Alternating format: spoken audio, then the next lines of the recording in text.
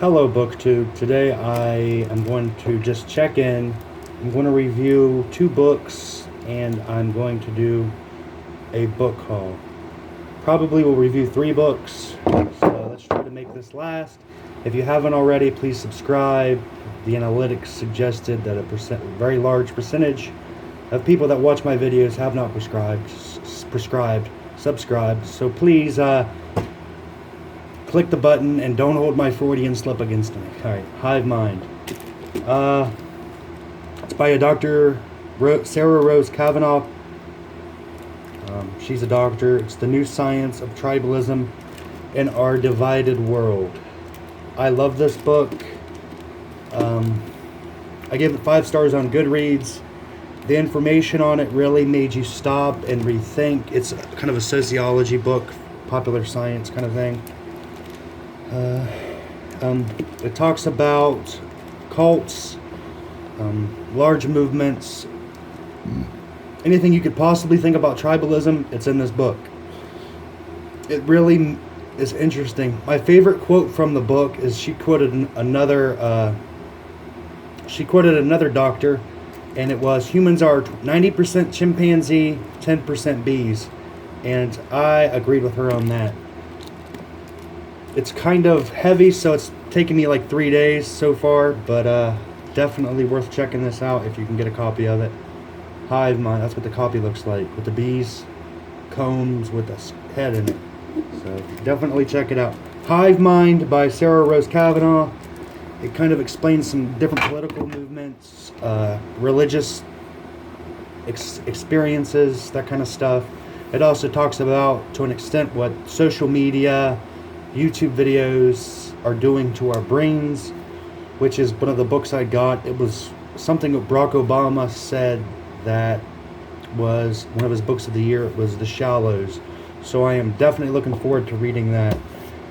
I read this a while ago, but I figured I was going to review it because it has a Star Trek-y overtone, but it has nothing to do with Star Trek. It was written in 1952, and Star Trek didn't start out until the 60s, by Robert A. Heinlein. This is where they got the idea for Trouble with Tribbles. I looked it up, and they said that Gene Roddenberry actually called Robert Heinlein about it and made sure it was okay because it's kind of some unintentional plagiarism. So this is about a small family in the near future that traveled to space trying to make money, and it's very lighthearted. It's like a really feel-good book.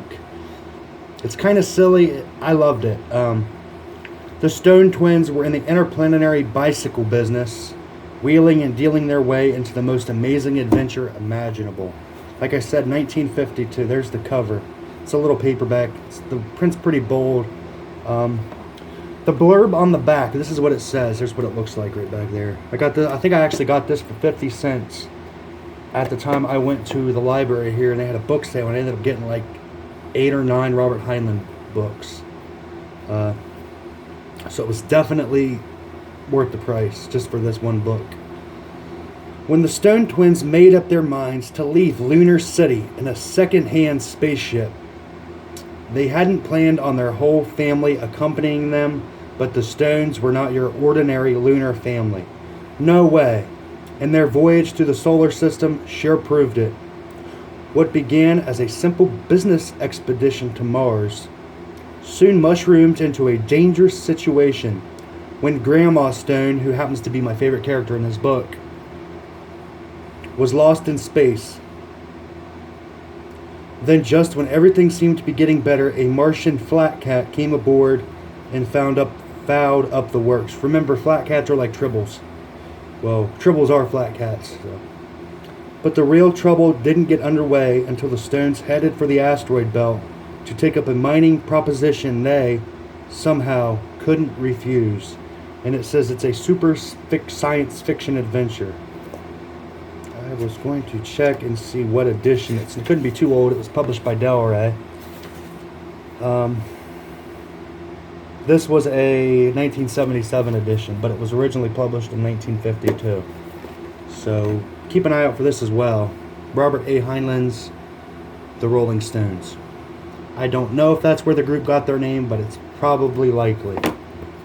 The Rolling Stones. Just remember Sympathy for the Devil. I got a copy. Oh, here's the book haul. There's not very many books. I think it's 8 maybe. And then I'm going to review. I might end up reviewing a third book in another video because it's James Lovegrove, and you guys know I'm like crazy about this writer, James Lovegrove. Age of Voodoo. Then I have some other smaller books that I got bought in a thrift store that were published by Shambhala. So this is the book haul I got yesterday. I got a copy of The Catcher in the Rye. This edition was published in 1991 by J.D.Salinger. That book probably needs no introduction. So there's that. Anton Wood, The Boy Murderer by Dick Kreck. So this is going to be interesting. Bold print, distant lines. I think it pretty much comes down to the nature-nurture debate and how sending a child to prison can mess them up for life. The original story started in 1983, so let's see how that goes. That was from the library as well, but the funny thing is, it was never read. It came out in like 2000 and something, so brand new book for nothing, right? Walt Whitman's Leaves of Grass. I had only got this book because I love poetry. That's like a deep, shameful thing, I guess, would be for a pleasure read. But Walt Whitman, Leaves of Grass. I saw this book on Breaking Bad. I don't exactly remember what season. Probably one of the later ones because of it was after he started working with Gus at the Chicken Brothers. I think it was it Hermanos something? Walt Whitman, Leaves of Grass. There's a picture of good old Walt. I got these. I was kind of iffy because the